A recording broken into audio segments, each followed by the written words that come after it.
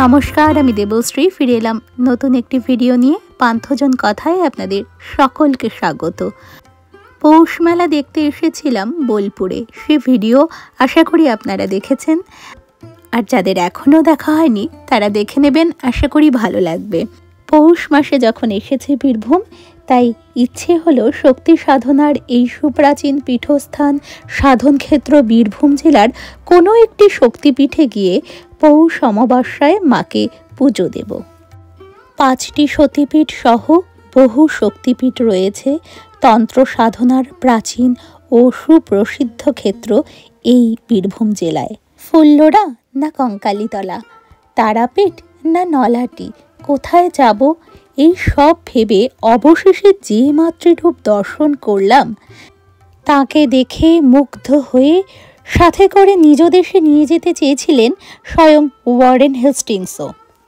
সেই ইতিহাসে আসছি, তার আগে আপনারা এতক্ষণে অবশ্যই থাম্বনেল দেখে বুঝে গিয়েছিলাম আকালিপুরের মা গুহ্য কালিকাকে দর্শন করতে।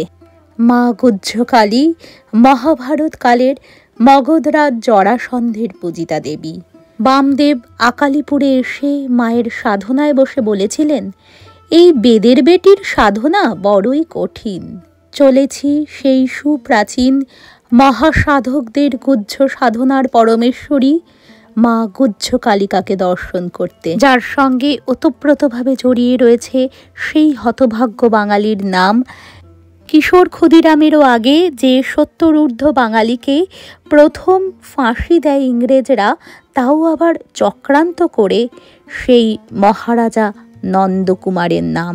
সম্ভবত সেই চক্রান্তের সূচনা হয়েছিল এই অদ্ভুত দেবী মূর্তিকে কেন্দ্র করেই।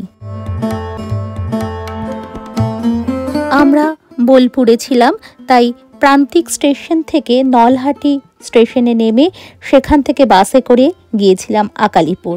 সেখান থেকে টোটোয় চেপে একেবারে পৌঁছলাম মন্দিরের সামনে। হাওড়া থেকে যারা আসবেন তারা 6টা 5-এর মাতারা এক্সপ্রেস ধরলে 10টা 35-এর মধ্যে পৌঁছে যাবেন নলহাটি। সেখান থেকেই বাসে করে চলে আসতে পারেন ব্রাহ্মণী নদীর তীরে ছবির মতো এই গ্রাম আকালিপুরে।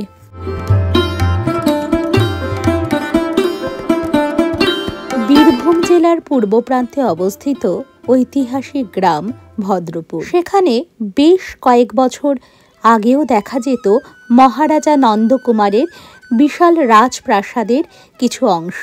বর্তমানে সেসব আর কিছুই নেই।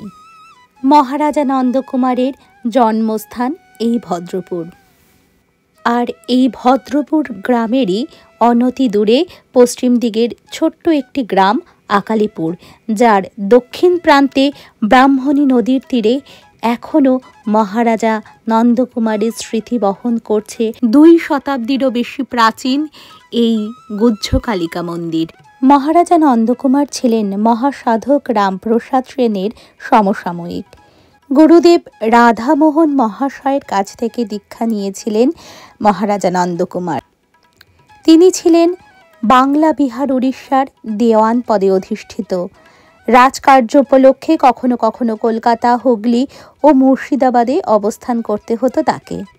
ধর্মপ্রাণ, উদার, মহানুভব এই মানব দরদী ব্রাহ্মণ সন্তান মহারাজা নন্দকুমারকে মা গুহ্য কালী স্বপ্নাদেশ দিয়েছিলেন কাশীর গঙ্গাবক্ষ থেকে তাকে উদ্ধার করে নিজ বাসগৃহের সামনে পুনঃপ্রতিষ্ঠা করার জন্য। মায়ের আদেশকে শিরোধার্য করে নন্দকুমার তার পরম পূজনীয় গুরুদেবের কাছে সমস্ত ঘটনা খুলে বললেন এবং তার অনুমতি ও আশীর্বাদ সঙ্গে নিয়ে কাশী যাত্রা করলেন মাতৃমূর্তি উদ্ধারের জন্য। সর্বপ্রথম এই মূর্তির সাধনা করতেন মগধরাজ জরাসন্ধ। পাতালে মন্দির গৃহ নির্মাণ করে নির্জনে অতি গোপনে মায়ের সাধনা করতেন তিনি। মায়ের কোষ্ঠী পাথরের অপূর্ব সুন্দর মূর্তিটিও সেই মহাভারত যুগের মগধরাজ জরাসন্ধের আমলেরই। তিনি নিজে অথবা কোনো সাধক শিল্পীকে দিয়ে নির্মাণ করিয়েছিলেন কিনা সে বিষয়ে সুস্পষ্ট কোনো তথ্য জানা যায় না, এরপর কালের নিয়মে মায়ের অপূর্ব সুন্দর বিগ্রহটি ধরিত্রীর গর্ভেই থেকে যায়। পরবর্তীকালে রানী অহল্যাবাই স্বপ্নাদিষ্ট হয়ে শিবলিঙ্গের খোঁজ করতে গিয়ে মায়ের এই অদ্ভুত সুন্দর মূর্তিটি খুঁজে পেয়েছিলেন। তিনি সেই মূর্তি দিয়ে দিয়েছিলেন কাশীর রাজা চৈত সিংকে। এরপর কাশীরাজ চৈত সিং মাকে প্রতিষ্ঠা করে পূজা অর্চনা শুরু করেন। সেই সময় গভর্নর ওয়ারেন হেস্টিংস কাশীতেই একটি বাংলোতে অবস্থান করছিলেন। মায়ের কোষ্ঠী পাথরে নির্মিত অপূর্ব সুন্দর কারুকার্য সম্পন্ন এই মূর্তিটি দেখে তিনি ইংল্যান্ডের মিউজিয়ামে রাখার পরিকল্পনা করতে থাকেন। মহারাজা চৈত সিং হেস্টিংসের এই দূরভিসন্ধির কথা জানতে পেরে মায়ের মূর্তিটি গঙ্গাবক্ষে লুকিয়ে রাখেন। তারপর মা মহারাজা নন্দকুমারকে স্বপ্নাদেশ দেন এই গঙ্গাবক্ষ থেকে তার মূর্তি উদ্ধার করে পুনঃপ্রতিষ্ঠা করার জন্য। তিনি কাশীরাজ চৈত সিংকে সমস্ত কিছু তার স্বপ্নাদেশের কথা খুলে বললেন এবং চৈত সিংও সুবর্ণ সুযোগ পেলেন মায়ের বিগ্রহকে রক্ষা করার। হেস্টিংসের অগোচরে গঙ্গাবক্ষ থেকে মাকে উদ্ধার করে মহারাজা নন্দকুমারের সঙ্গে পাঠানোর সমস্ত ব্যবস্থা করলেন কাশীরাজ চৈত সিং। নৌকাযোগে জলপথে দীর্ঘ গঙ্গার পথ অতিক্রম করে মহারাজা নন্দকুমার এসে পড়লেন দ্বারকা নদীতে। দ্বারকা অতিক্রম করে ব্রাহ্মণী নদী বেয়ে মায়ের বিগ্রহকে তিনি নিয়ে এলেন উপযুক্ত স্থানে। প্রবাদ আছে, নন্দকুমারের নিজ বাসভবনের কাছে নৌকার গতি নিয়ন্ত্রণ না হওয়ায় আকালিপুরের এই উপযুক্ত স্থানেই মায়ের মন্দির প্রতিষ্ঠা করবেন বলে ঠিক করেন নন্দকুমার।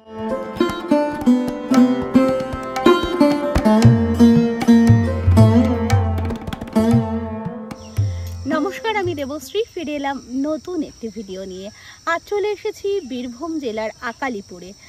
আকালিপুরে এসেছি মা গুহ্যকালীকে দর্শন করার জন্য। গুহ্যকালী নামটি শুনেই বোঝা যাচ্ছে যে এই মায়ের যে সাধনা সে কিন্তু খুবই গুপ্ত। তো সাধকদের মা ইনি গৃহীর দেবতা নন। তো মায়ের যে বিশেষ রূপ, সেই রূপ আপনাদের দর্শন করাবো। সেই রূপ দেখলেই আপনারা বুঝতে পারবেন কেন মা সাধকদেরই দেবী। তো এই আমি চলে এসেছি ব্রাহ্মণী নদীর তীরে। এই ব্রাহ্মণী নদী দিয়ে কিন্তু মহারাজা নন্দকুমার জরাসন্ধের পূজিতা মা গুহ্যকালীকে এই ব্রাহ্মণী নদী দিয়েই কিন্তু নিয়ে এসেছিলেন। তো সেই ব্রাহ্মণী নদীর তীরেই আমরা দাঁড়িয়ে রয়েছি। জরাসন্ধ থেকে এই মহারাজা নন্দকুমার মায়ের যে যাত্রা, কয়েক হাজার বছর প্রাচীন এই দেবী, বুঝতেই পারছেন, কারণ মগধরাজ জরাসন্ধ যার উল্লেখ আমরা মহাভারতেও পাই। তো সেই মগধরাজ জরাসন্ধ কিন্তু এই মায়ের পূজা করতেন বলে জানা যায়, কথিত আছে। একটি কোষ্ঠী পাথরে সম্পূর্ণ এই দেবী নির্মিত মায়ের রূপ তো আপনাদের অবশ্যই দর্শন করাবো।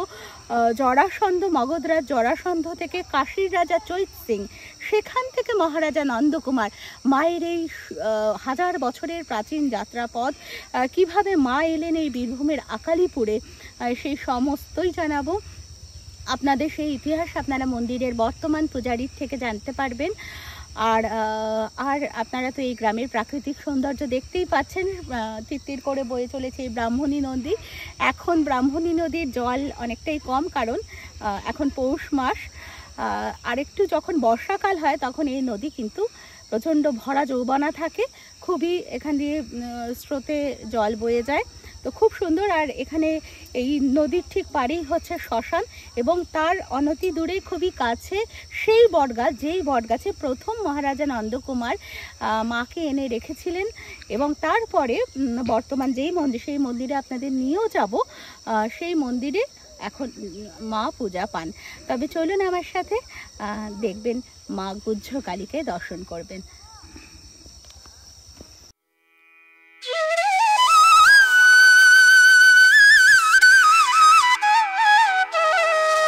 ব্রাহ্মণী নদীর তীরের এই সেই সুবিশাল বটবৃক্ষ। এই বটবৃক্ষের প্রস্তর নির্মিত যন্ত্র বেদিমূলেই মাকে অস্থায়ীভাবে স্থাপন করে সাড়ম্বরে শুরু হয়েছিল পুজো অর্চনা। এবং তারই সাথে কাছেই সুরক্ষিত মন্দির নির্মাণের কাজও শুরু করেছিলেন মহারাজা নন্দকুমার। এবং তারই সাথে অপরদিকে ঈর্ষান্বিত ওয়ারেন হেস্টিংস নন্দকুমারকে ফাঁসি দেওয়ার গোপন ষড়যন্ত্র শুরু করেছিলেন তারই সাথে। এই সেই যন্ত্রবেদী যেখানে মাকে এনে অস্থায়ীভাবে রাখা হয়েছিল। আর এই হচ্ছে আকালিপুরের সেই মন্দির যেখানে বর্তমানে প্রতিষ্ঠিত আছেন মা গুহ্যকালী। আমরা চলে এসেছি মা গুহ্যকালীর মন্দিরে। এই হচ্ছে সেই মা গুহ্যকালীর মন্দির, মহারাজা নন্দকুমার প্রতিষ্ঠিত। তো আসুন আমরা মাকে দর্শন করি এবং জেনে নিই মায়ের ইতিহাস।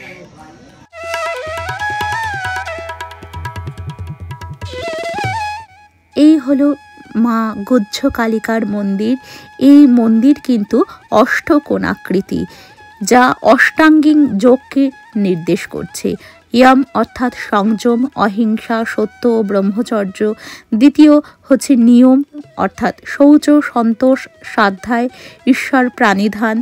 তৃতীয় আসন, যেভাবে অশ্লেষে স্থিরভাবে বসা যায় সেটি। এবং চতুর্থ প্রাণায়াম অর্থাৎ পূরক, কুম্ভক, রেচক প্রক্রিয়ার মাধ্যমে প্রাণবায়ু নিয়ন্ত্রণ। পঞ্চম প্রত্যাহার, জোরপূর্বক ইন্দ্রিয়কে বিষয় ভোগ থেকে বিরত করে ইষ্ঠে স্থাপন করা। ছয় হচ্ছে ধারণা, ধ্যেয় বস্তুকে হৃদয়ে প্রতিষ্ঠিত করা। এবং সপ্তম হচ্ছে ধ্যান, নিরবিচ্ছিন্নভাবে ধ্যেয় বস্তুর একাগ্র চিন্তা। এবং অষ্টম হচ্ছে সমাধি। ধ্যান সুদীর্ঘক্ষণ স্থায়ী হলে তবেই এই সমাধি হয়। মায়ের এই আটকোনা মন্দির সেই অষ্টাঙ্গিক যোগের প্রতীক। এবং এই সর্প হচ্ছে কুলকুণ্ডলিনীর প্রতীক। এবং উপরে বিদ্যমান যে শিবের ত্রিশূল রয়েছে তা কিন্তু কুণ্ডলিনী, যে সহস্রারে মিলিত হলে তবেই সাধক সাধনায় সিদ্ধি লাভ করতে পারেন, তারই প্রতীক।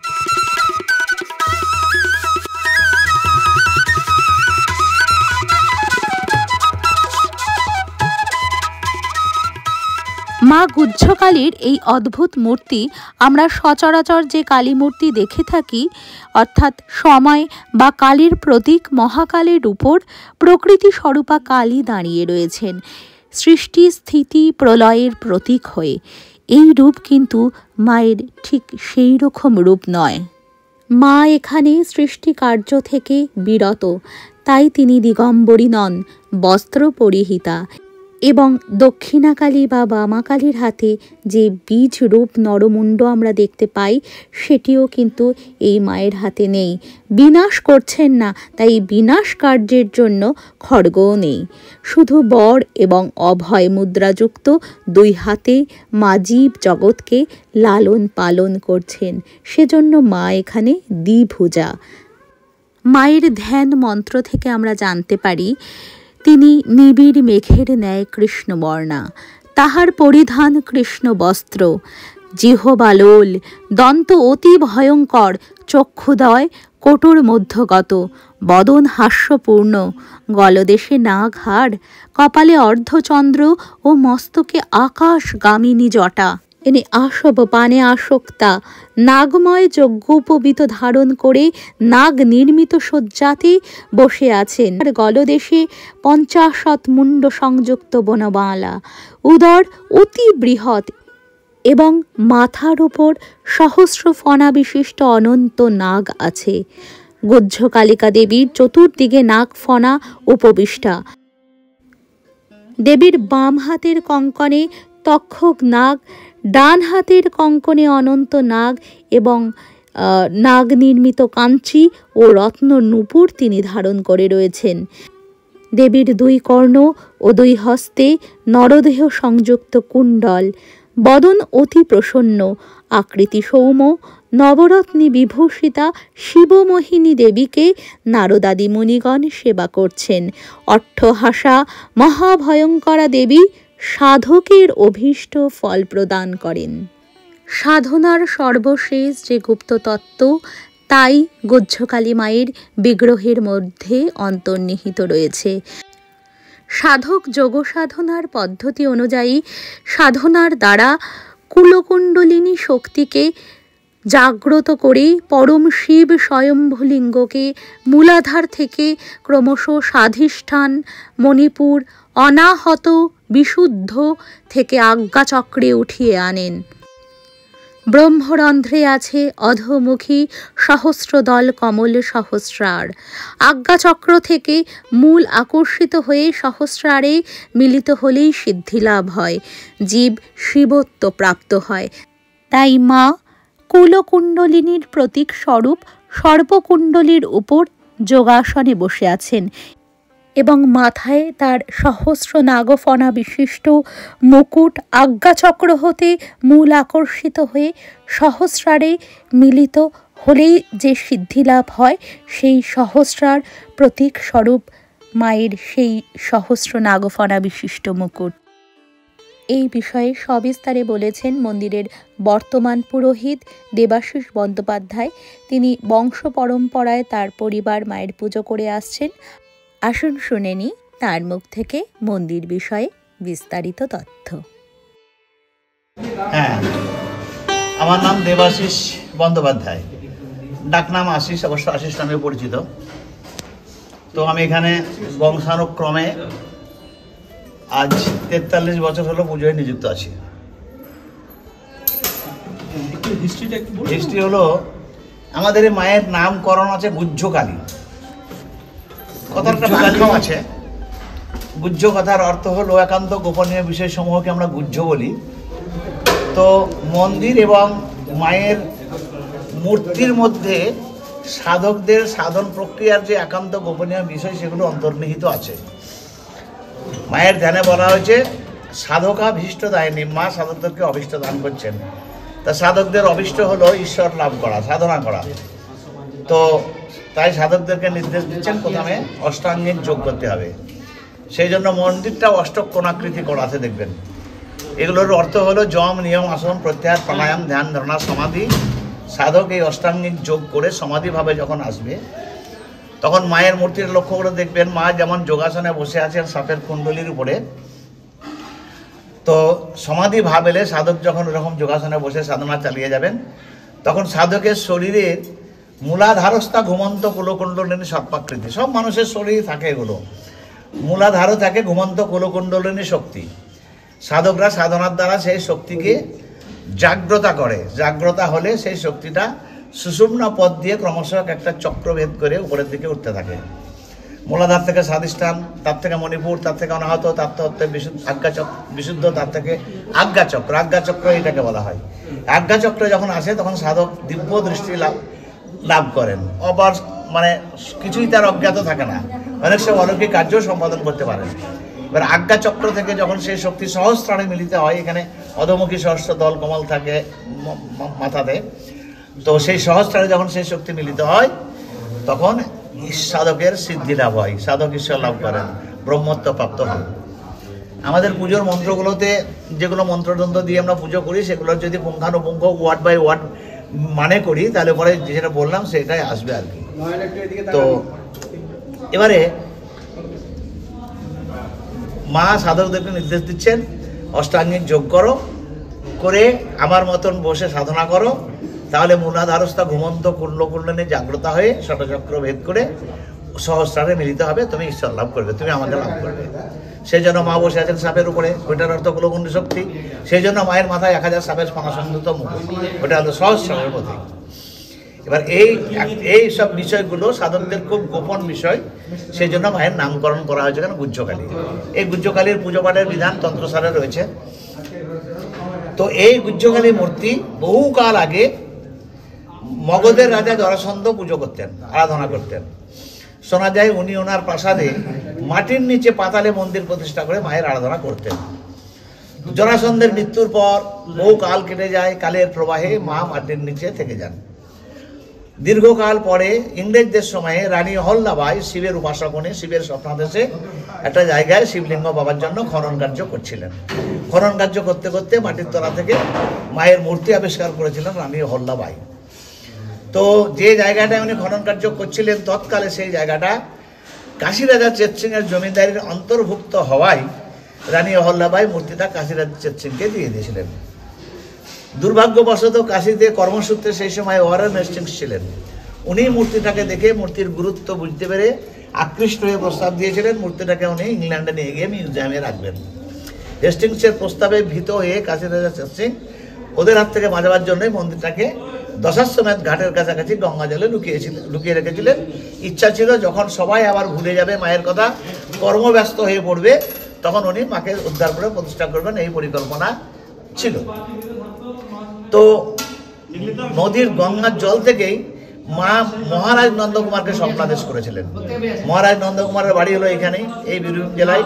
এটা আকালিপুর, পূর্ব দিকের এই অ্যাটাচ গ্রাম ভদ্রপুর। সে ভদ্রপুরের ঠিক মধ্যেখানে মহারাজ নন্দকুমারের রাজবাড়ি ছিল। তো উনি খুব ধর্মবীর ব্রাহ্মণ ছিলেন, বাংলা বিহার উড়িষ্যার দেওয়ান পদে নিযুক্ত ছিলেন তখন। তো উনি ধর্মভীরু ব্রাহ্মণ ছিলেন বই মায়ের স্বপ্নাদেশ পেয়েও স্বপ্নের কথাটা উড়িয়ে না দিয়ে তড়িঘড়ি কাশীতে গিয়ে কাশী রাজার কথা স্বপ্নের কথা বলেছিলেন যে আমি এরকম মায়ের স্বপ্নাদেশ পেয়েছি। কাশীরাজ দেখলেন স্বপ্নের কথা মিথ্যা নয়। আর যেহেতু ওখানটায় হেস্টিংসের প্রস্তাবটা ছিল, সেই জন্য কাশীর রাজাও মূর্তিটা গঙ্গা থেকে উদ্ধার করে নৌকা করে নন্দকুমারের সঙ্গে পাঠিয়ে দেবার ব্যবস্থা করলেন। মহারাজ নন্দকুমার দীর্ঘ নৌকা পথে নিয়ে এসে মুর্শিদাবাদে এসে নৌকা ছেড়ে দ্বারকা নদীতে তুললেন। দ্বারকা নদীতে কিছু দূরে নেই, এই নদীটা মায়ের মন্দিরের সামনে একটা নদী প্রবাহিত হচ্ছে, পূর্ব দিকে দেখবেন। এটা গিয়ে দ্বারকায় মিশেছে, এই ব্রাহ্মণীতে তুললেন, এটার নাম ব্রাহ্মণী। নিয়ে ওই বটতলাতে দেখবেন, যদি জানতো, ওখানে একটা ওইখানে গ্রিল দিয়ে ঘেরা অষ্টকোণাকৃতি কালো বেদি আছে। নৌকা থেকে উঠিয়ে, এগুলো সব মহারাজ নন্দকুমারের জমিদারি, এখানে মন্দির প্রতিষ্ঠার স্থান নির্বাচন করে নৌকা থেকে উঠিয়ে ওই অস্থায়ী বেদির উপরে মাকে অস্থায়ীভাবে রাখা হয়েছিল। তখন মন্দির তৈরি করা ছিল না। এবার মায়ের যে ব্যাখ্যাটা বললাম একটু আগে, সেই মায়ের ব্যাখ্যা অনুসারেই অষ্টকোণাকৃতি মন্দিরের ভিত্তিপ্রস্তর স্থাপন করলেন মহারাজ নন্দকুমার। মন্দিরের কাজ যখন চলছিল, সেই সময় নন্দকুমার ইংরেজদের সঙ্গে মিথ্যা মামলার দায়ে অভিযুক্ত হয়ে ফাঁসির আদেশপ্রাপ্ত হয়ে বন্দী হয়ে গেলেন। মন্দির সম্পন্ন হলো না।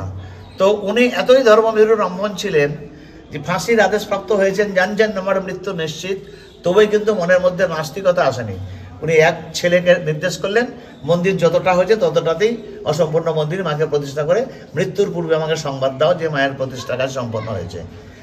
গুরুদাস রায় তাই করলেন, অসম্পূর্ণ মন্দিরে ওখান থেকে এনে শাস্ত্রীয় বিধান অনুসারে মাকে মন্দিরে প্রতিষ্ঠা করলেন। বাবাকে সংবাদ দিলেন। বাবা ফাঁসি বন্দি দশায় মায়ের প্রতিষ্ঠা সংবাদ শুনে ফাঁসি বরণ করলেন। ছেলের মানসিক অবস্থা খারাপ হলো, ছেলের মন্দির সম্পন্ন করতে এলেন না। 1775-এর 5ই আগস্ট নন্দকুমারের ফাঁসি হয়েছিল। তখন থেকে আমরা মন্দিরের বয়স কাউন্ট করি, যেহেতু নন্দকুমার সময় পেলেন না, মন্দির ইনকমপ্লিট থেকে গেল। তো মন্দির গুরুদাস রায় নন্দকুমারের ফাঁসির খুব অল্পকাল পরেই অপুত্রক অবস্থায় মারা গিয়েছিলেন। তো নন্দকুমারের সরাসরি বংশধররা কেউ রইল না। স্বাভাবিকভাবেই নন্দকুমারের মেয়ের ছেলেরা দরিদ্ররাও জমিদারির মালিক হলেন। তো ওই দরিদ্রদেরই জেনারেশন এখনো পর্যন্ত চলে আসছে। এবার ওনারা ওই সংস্কারের ভয়ে মন্দির নিজেরা সম্পন্ন করেননি, বা কলকাতার কোনো ভক্ত তাদের ব্যক্তিগত অর্থে করতে চাইলেও ওনারা অনুমতি দেননি। এখনো ব্যক্তিগত মালিকানা আছে মন্দির। তো ওনাদের মনের মধ্যে একটা সংস্কার ঢুকেছিল যে নন্দকুমার ধর্মভীরু ব্রাহ্মণ ছিলেন, দেবদেবী প্রতিষ্ঠার মতন পুণ্যের কাজ করলেন, অথচ তাকে অন্যায় শাস্তি পেতে হলো। আমরা যদি মন্দির সম্পন্ন করতে যাই আমাদের হাতে বিপদ হতে পারে, তাই আর করলেন না। ওই যেমন মন্দির থেকে গেল সেরকমই পুজো পাঠ সেই তখন থেকেই যথারীতি হয়ে আসতে লাগলো।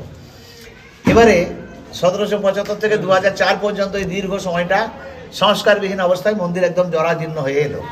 মন্দিরে তখন চূড়া ছিল না, ছাদ ছিল, ছাদের উপরে গাছপালা জন্মে গিয়েছিল। চুনসুরকির ছাদ ছিল, ছাদ রুইন্ড হয়ে গিয়েছিল।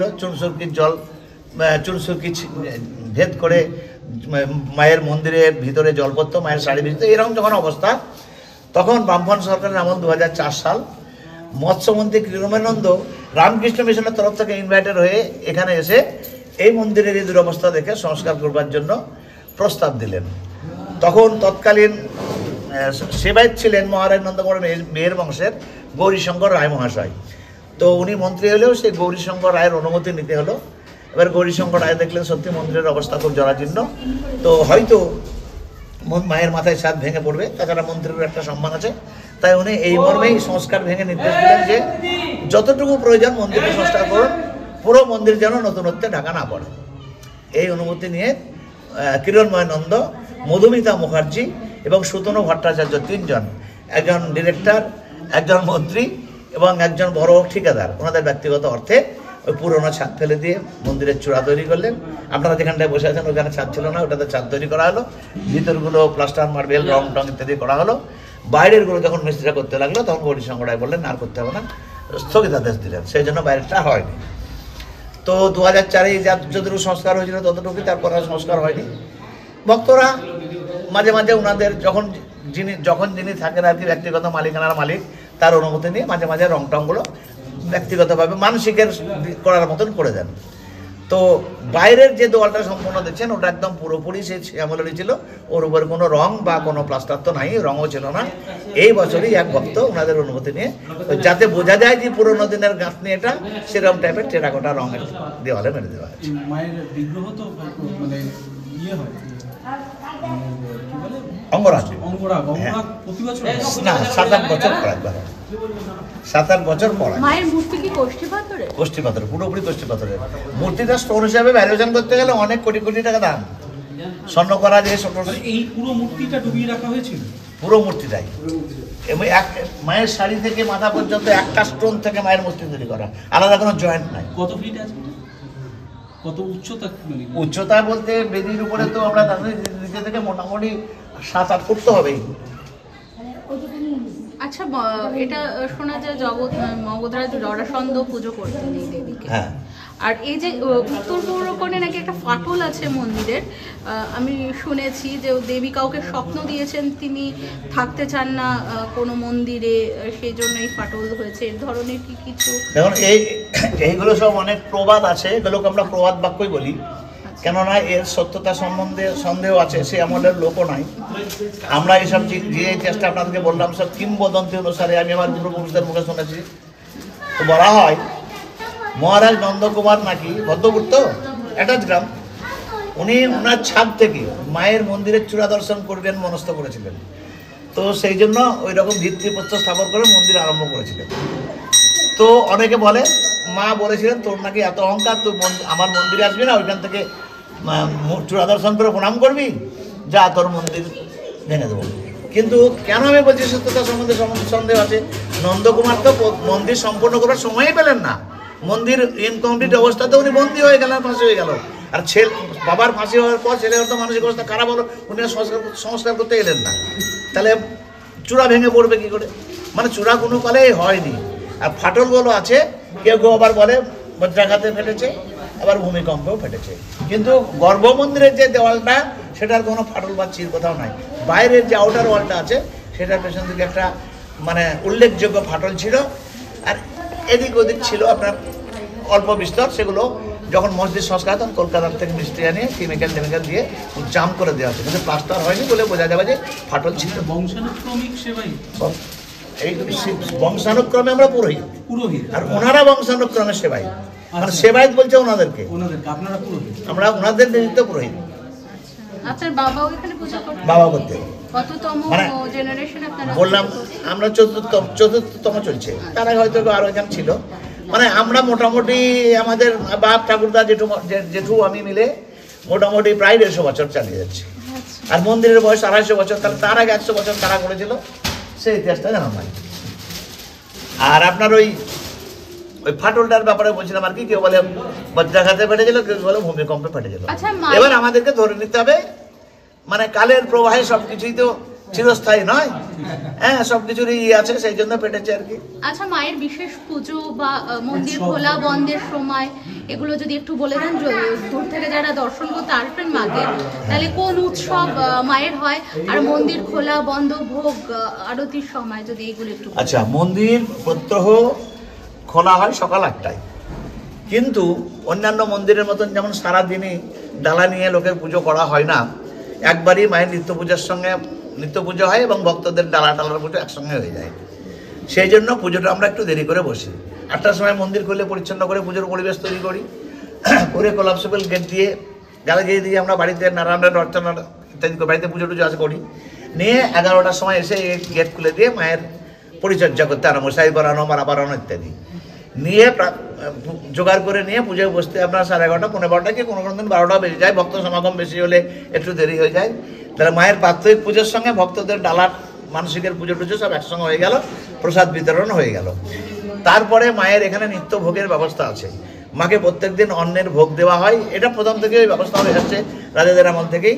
আতবের ভোগ থাকে, তার সঙ্গে শাক থাকে, ভাজা থাকে, একটা তরকারি থাকে, মুগের ডাল থাকে, আর আনাজ দিয়ে তার সঙ্গে অল্প মাছ দিয়ে একটা টক জাতীয় করা হয়। ওটা নাকি মায়ের বিশেষ মানে উপকরণ আর কি, বিশেষ উপকরণ। চাটনি করলেও টকটা নাকি দিতে হবে, আর খিচুড়ি করলেও সাদা অন্নের ভাতটা লাগবে, অন্নটা লাগবে, আর পরমান্ন। এই ভোগটা প্রত্যেক দিন বরাবর প্রতিষ্ঠার পর থেকে হয়ে আসছে। আচ্ছা, এটা গেল প্রাত্যহিকের ব্যাপার। আর সন্ধ্যাবেলায় সন্ধ্যা আরতি হওয়ার পর মাকে শয়ন টয়ন দিয়ে মোটামুটি মন্দির বন্ধ করতে 1:30 হয়ে যায়। সারাদিনের ব্যাপার। এবারে বছরে 3টে দিন আমাদের ব্যতিক্রম হয়। সেটা হলো দুর্গাপুজোর পর আশ্বিন কিংবা কার্তিকেও পড়ে, কোজাগরী লক্ষ্মী পুজোর আগের যে চতুর্দশী তিথি, পূর্ণিমা সংক্রান্ত চতুর্দশী, সেই চতুর্দশী তিথিতে দিনের বেলায় মায়ের বিশেষ পুজো হয়। প্রথমে নিত্য পুজো করে নেওয়া হয়, হ্যাঁ, তারপরে আয়োজন করে আবার বিশেষ পুজো শুরু হয়। বিশেষ পূজা হওয়ার পরে পূজাঙ্গীভূত হোম যজ্ঞ হয়, তারপরে পূজাঙ্গীভূত বলিদান হয়। এবারে মায়ের যে ভোগটা হয় সেটা তো হয়, আর বিশেষ উপলক্ষে মায়ের ওই ভোগে 2টো বাড়তি পদ যোগ করা হয়। সেটা হলো ওই বলিদানের পর ওই পাঁঠার মাংস রান্না করে মাকে ভোগ দেওয়া হয়, আর ওই অন্যের সঙ্গে খিচুড়িও থাকে। এই একটা গেল চতুর্দশীতে। আর একটা হবে মাঘ মাসের রটন্তী চতুর্দশী, ওটা অমাবস্যা সংক্রান্ত কৃষ্ণা চতুর্দশী। সেদিনও প্রথমে বিশেষ পুজো, নিত্য পুজো হয়, তারপর বিশেষ পুজো হয়, তারপর হোম বলিদান ইত্যাদি হয়, ভোগও সেরকমই হয়। আর পৌষ মাসের সংক্রান্তির দিনে পুজোটা স্বাভাবিক আজকের মতনই হয়, কিন্তু মকর সংক্রান্তি উপলক্ষে এখানে সব নদীতে চান করতে আসে, মায়ের পুজো দেয়, আর সেই উপলক্ষে এখানে বিরাট একটা মেলা বসে, প্রচণ্ড লোকজন। এই 3টে দিন। কেউ যদি ভোগ পেতে চায় তাদের প্রসেস কি থাকে? প্রসেস বলতে ভোগ প্রসাদের জন্য আমাদের এখানে কুপন নিতে হয়, নাম লিখতে হয়। তো যারা দূরের লোক তাদেরকে আমরা ফোন নাম্বার দিই। তারা ধরুন ফোন নাম্বার করলে, এখন ফোনের যুগ, ফোন নাম্বার ফোন করলো, আমরা কজন আসবে না আসবে নাম নথিভুক্ত করে নিয়ে অ্যারেঞ্জ করলাম। তখন তারা 11টা হোক, 11:30 হোক, 12টা হোক, 1টা পর্যন্ত এলেও তাদের পুজো এবং প্রসাদের ব্যবস্থা থাকে। তো আপনারা নিজেরাও জানবেন এবং এখানে যেসব ভক্তদেরকে এসব জানাবেন, মায়ের তথ্য যেটা আমি বললাম তাদেরকেও জানাবেন। এই যে পূজারী দেবাশিস বন্দ্যোপাধ্যায়, আমার এখানে 2টো নাম্বার আছে। এই নাম্বার দুটোতে ওনারা ফোন করে আমার সঙ্গে যোগাযোগ করলে পূজা সংক্রান্ত সমস্ত কিছু ব্যাপার জানতে পারবেন। প্রসাদের ব্যবস্থা হয়ে যাবে। তখন এখানে অনেক দোকান আছে, তারা সব এমনি ডালাই বিক্রি করে, কাঠপাট চাপিয়েছে, কম্পিউটারের যুগ আজকাল। কিন্তু এই প্রসাদ মানে মায়ের যে অন্নের ভোগ এবং ভক্তদেরকে প্রসাদ খাওয়ানোর ব্যাপারটা, এটা আমি এবং রান্না করা ঠাকুর দুজনে মিলে আমাদের উদ্যোগই হয়। এটাতে ওদের কোনো ভূমিকা নাই।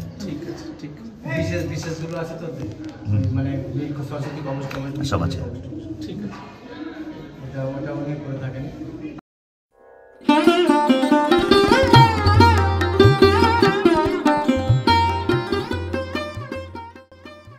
এই হলো মায়ের শ্রীচরণ যুগল এবং কুণ্ডলীকৃত সর্পের বেদির উপরে মা উপবিষ্ট সেই বিশেষ রূপটি দেবাশিসবাবু আমাদের অনুগ্রহ করে দেখিয়েছিলেন। আপনারাও দর্শন করুন।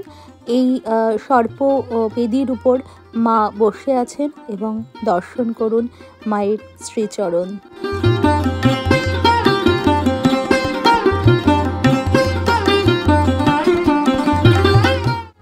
মন্দিরের বর্তমান উত্তরাধিকারী শ্রী গৌরীশঙ্কর রায় মহাশয়ের তত্ত্বাবধানে মন্দিরের পুরনো নিয়মানুসারেই মায়ের প্রত্যহ পুজো এবং বিশেষ পুজো হয়ে থাকে। আশ্বিন মাসের দেবীপক্ষের শুক্লা চতুর্দশী এবং মাঘ মাসের কৃষ্ণা রটন্তী চতুর্দশীতে এই 2 দিন মায়ের বিশেষ পূজা অনুষ্ঠিত হয়। এই 2টো পুজোই কিন্তু দিবাভাগেই অর্থাৎ সকালবেলায় সম্পন্ন হয়ে যায়, কারণ সন্ধ্যা আরতির পর মন্দির বন্ধ হয়ে যায় এবং তখন সেখানে কারোরই প্রবেশ অধিকার থাকে না। কারণ ভক্তরা মনে করেন সন্ধ্যের পরে মায়ের নৈশ লীলা শুরু হয়, মা মন্দির চত্বরে ঘুরে বেড়ান এবং সেই লীলায় ব্যাঘাত ঘটাতে কেউই চান না। তাই সন্ধ্যের পরে স্থান সম্পূর্ণ ফাঁকা হয়ে যায়, সকলেই চলে যান এবং মা ঘুরে বেড়ান এই মন্দির থেকে শ্মশান, ব্রাহ্মণী নদীর তীর ধরে। এমনই মান্যতা ভক্তদের। এই লীলার আভাস পেয়েছিলেন দেবাশিস বাবুর বাবাও। একদিন সকালবেলা তিনি মন্দিরের দরজা খুলে দেখেন মায়ের সারা শাড়িতে চোর কাটা লেগে রয়েছে। চোর কাটা থাকে বনে জঙ্গলে, সেখানে ঘুরে বেড়ালে তবেই শাড়িতে চোর কাটা লাগে। ফলে অনুভব করা গিয়েছিল মা আগের রাতে মন্দির থেকে বেরিয়ে ঘুরে বেরিয়েছিলেন। মায়ের এরকম অলৌকিক আরও অনেক লীলা কাহিনী আছে যা গ্রামবাসীরা প্রত্যক্ষ করেছেন এবং সেই কারণে তারা সকলেই সন্ধ্যারতির পর যখন মায়ের মন্দির বন্ধ হয়ে যায় তখন সেই স্থান ত্যাগ করে তারা চলে যান এবং এই মন্দির চত্বর তখন হয়ে যায় সম্পূর্ণ জনমানব শূন্য। আশা করি আকালিপুরের এই গুজ্জকালী মন্দির নিয়ে আজকের প্রতিবেদনটি আপনাদের সকলের ভালো লেগেছে। যদি ভালো লেগে থাকে তাহলে ভিডিওটিকে একটি লাইক করে দেবেন, কমেন্টে আপনাদের মতামত জানাবেন। আর যদি এখনও এই পান্থজন কথা ইউটিউব চ্যানেলটিকে সাবস্ক্রাইব করা না হয়ে থাকে তবে চ্যানেলটিকে সাবস্ক্রাইব করার অনুরোধ রইল। আর সকলে খুব ভালো থাকবেন, ফিরে আসবো নতুন একটি ভিডিও নিয়ে।